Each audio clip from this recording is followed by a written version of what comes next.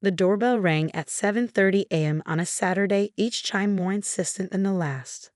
I was already awake, curled up on my window seat with a steaming cup of coffee and Luna, my silver Bengal cat, purring in my lap. The aggressive ringing made her ears twitch, and I sighed. No one visited me this early, except for one person. My name is Olivia Parker. At 34, I had built the peaceful life I always wanted. My cozy cottage was my sanctuary, filled with carefully chosen furniture and, more importantly, protected by a state-of-the-art security system. Some might call it overkill for a single woman living alone. But after years of dealing with my boundary-stomping sister-in-law, Amanda, I knew better. The doorbell rang again, followed by sharp knocking. Luna jumped from my lap, her tail puffed up in annoyance. "Olivia, open up. I know you're in there." Amanda's voice cut through the quiet morning like a blade. I exhaled slowly, already pulling up my security app to confirm what I already knew. There she was, standing on my porch, designer handbag in hand, her expression tight with entitled determination. I unlatched the door but left the security chain in place. "Amanda, it's 7:30 on a Saturday.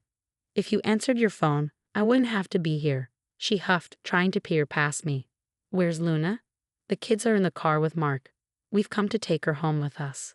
My grip on the door tightened. "Excuse me?" "Oh, don't act surprised." Amanda rolled her eyes.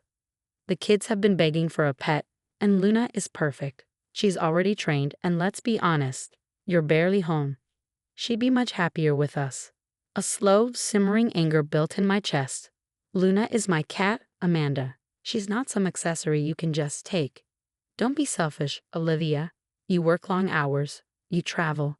You're not exactly family material. My kids deserve a pet, and Luna deserves a real home. Not to be stuck with a lonely woman who treats her like decoration." I clenched my jaw. "The answer is no. Now leave." Her eyes narrowed. "Fine. Be difficult. But don't think this is over." She spun on her heel, stomping back to the car. I shut the door and locked it, my hands trembling. Luna wove between my legs, sensing my tension. I had rescued her 3 years ago, and she was my constant companion. The thought of Amanda trying to take her made my stomach churn. I should have known she wouldn't give up. Later that afternoon, while on a video call with clients, I managed software development projects. My phone buzzed with multiple security alerts. I glanced at the notifications and felt my blood run cold. Amanda was inside my house. She had used a key, the spare I'd given Mark for emergencies. The security feed showed her moving with purpose, a cat carrier in her hands. "Luna," I called, abandoning my call. But my clever girl had already hidden. I raced downstairs just as Amanda was searching behind my couch. "What the hell do you think you're doing?" She spun, startled, the empty carrier slipping from her grasp. "Oh, come on, Olivia. You're being ridiculous. Luna would be so much happier with us. My kids are crying because of you." I took a slow step forward, voice low. "Get out of my house. Now, or I'm calling the police." She scoffed. "You wouldn't dare. We're family, and Mark gave me permission." I pulled up my phone, showing her the security footage. "I have you on camera trespassing and attempting to steal my cat. You have 30 seconds to leave before I press send." Her face burned red. "You're recording me?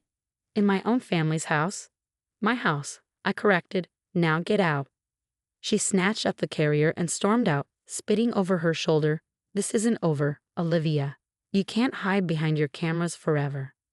After she left, I found Luna curled up in her favorite hiding spot, safe. As she nestled into my lap, I reviewed the footage. What Amanda didn't know, this wasn't the first time I caught her crossing the line. For a year, I documented every boundary she broke, every manipulation, every entitled demand. Today's break-in was the final piece of evidence I needed. I pulled out my phone and dialed my lawyer. Amanda thought she could take from me. She had no idea what she just started. The next morning, my phone exploded with messages.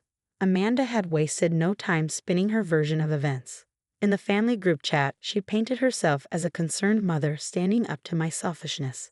"Olivia cares more about her security cameras than her own family," she wrote. "Luna deserves a loving home, not a life of isolation." My mother chimed in. "She's just thinking about what's best for Luna. Maybe you should too." I sipped my coffee, watching Luna daintily eat her premium, vet-recommended food. The same food Amanda had never once asked about during her so-called rescue mission. Then, another message, this time from Mark. "Mark, can we talk?" Amanda's really upset. Of course she was. She hadn't gotten what she wanted. I agreed to meet him at a nearby cafe, knowing this conversation needed to happen face to face. As I left, Luna perched by the window, her tail flicking lazily. The new locks and upgraded security system were already in place. Mark was already there, looking exhausted. He'd always been the peacekeeper, but that role had clearly worn him down. "She just wanted to make a point," he started before I even sat down. I let out a short laugh. "By breaking into my house to steal my cat." "She wouldn't have actually taken Luna." His voice lacked conviction. I pulled out my phone and pressed play. The security footage spoke for itself. Amanda creeping through my home, cat carrier in hand, her own words damning her. Then another clip, and another. Her past attempts to let herself in while I was at work. Trying to convince my pet sitter to hand over my house key. Mark ran a hand through his hair, a childhood habit that meant he was cornered. "What do you want me to do?" "I want my key back, and I want Amanda to leave me the hell alone." I held his gaze. "I've already spoken to my lawyer. Next time, I press charges." "Olivia, she's family," he pleaded. "Family doesn't do this," I said simply.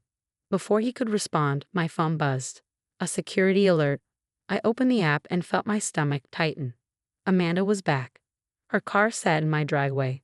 On the live feed, I watched her march up to my front door, clutching a stack of papers.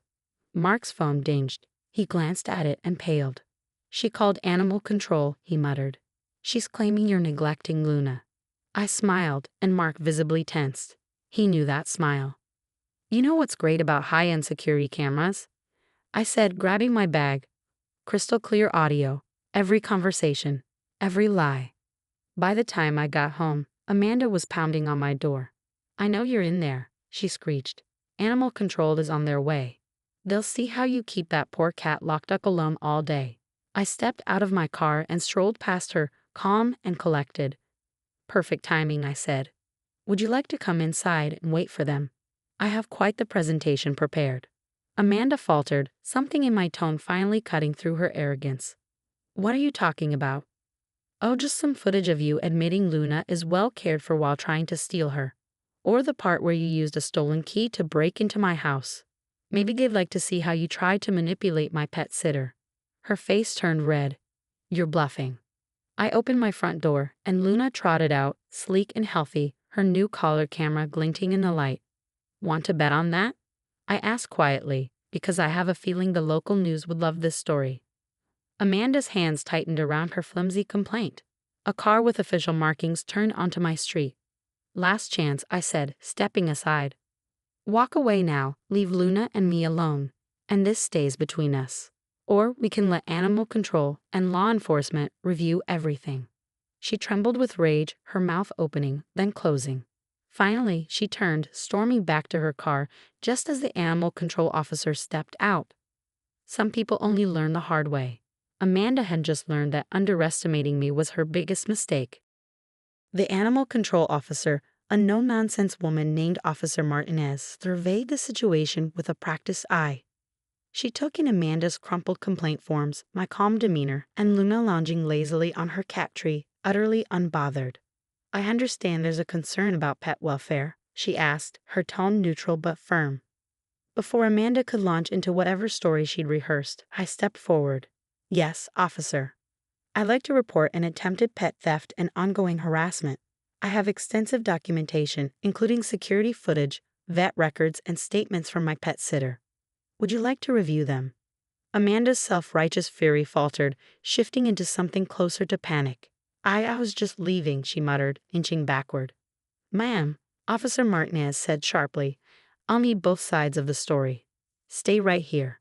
Inside, I pulled up my security footage on the TV, while Luna stretched luxuriously on her perch. As Officer Martinez watched the clips, Amanda sneaking through my house, key in hand, whispering to herself about finally taking Luna home. Her expression hardened. "And here are Luna's vet records," I said, scrolling through them on my tablet. "She's been with me since she was a kitten. Regular checkups, vaccinations, even dental cleanings. You're welcome to verify with Dr. Thompson at Valley View Veterinary. Officer Martinez flipped through my documentation before turning to Amanda. Ma'am, did you enter this home without permission? Amanda's hands twisted in her lap. It was a family key, she mumbled. For emergencies. That's not what the footage shows. The officer's voice remained professional, but there was an unmistakable edge to it. Miss Parker, do you want to press charges? I studied Amanda. She wasn't just flustered, she looked cornered, the realization settling in that she'd gone too far this time. No, I said finally. But I want this officially documented.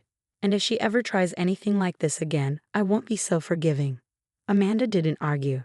She just sat there, shoulders slumped, staring at her useless complaint forms. You've ruined everything, she muttered as Officer Martinez packed up to leave. The kids will be devastated. I sighed. No, Amanda. You did this. You could have adopted a cat for them, but instead you tried to take mine. You broke into my home. You ignored every boundary. That was your choice, not mine. 3 months later, life had settled into something more peaceful. Mark and Amanda had adopted a kitten from a local shelter, properly this time, with home visits and paperwork. Luna, of course, remained by my side, now sporting a GPS tracker on her collar, just in case. The family dynamic had shifted. Some relatives thought I'd overreacted, while others quietly thanked me for finally standing up to Amanda's behavior. Mark and I were rebuilding our relationship, this time with clear boundaries. One evening, as I worked in my home office, Luna curled up beside me, purring softly. My inbox pinged with an unexpected email. Olivia, taking care of Milo has taught me something. It's not just about wanting a pet. It's about being ready for the responsibility. I'm sorry for trying to take Luna. I was wrong. Amanda, it wasn't a grand apology. It wasn't a total transformation, but it was something. I ran a hand over Luna's fur, scratching behind her ears just the way she liked. We'd weathered the storm together, this clever cat and I, proving that family doesn't get to define what matters to you. You do. The security cameras still recorded. The GPS tracker still worked. My boundaries remained firm. But now, they weren't about fear. They were about knowing my own strength and protecting what I love. Because sometimes, the most important family members are the ones who choose us, even if they happen to have 4 legs and a tail.